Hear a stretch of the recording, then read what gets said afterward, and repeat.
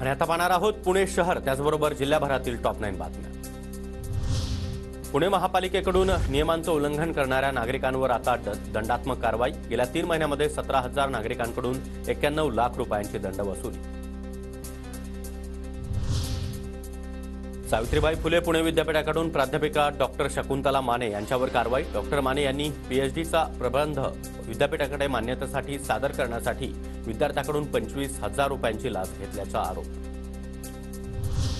पुण्यातील रामटेकडी भागामध्ये पाणीपुरवठा विस्कळीत झाल्याचं स्थानिकांचं म्हणणं। गेल्या 10 दिवसांपासून पाणीपुरवठा सुरळीत न झाल्यानं वंचितच्या कार्यकर्त्यांनी पाणीपुरवठा विभागाचं कार्यालय फोडलं।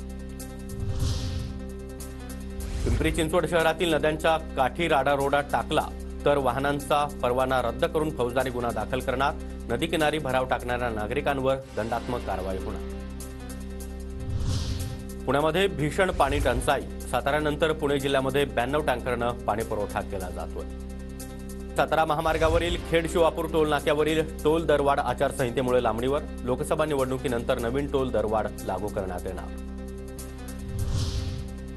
पुण्याच्या खेड तालुक्यातील साबळेवाडीमध्ये 3 महिलांचा स्वतःला पेटून घेण्याचा प्रयत्न। जमीन मोजणीसाठी आलेल्या भूमी अभिलेख अधिकाऱ्यांना मोजणीसाठी विरोध। 3 महिलांसह 11 जणांविरोधात गुन्हा दाखल।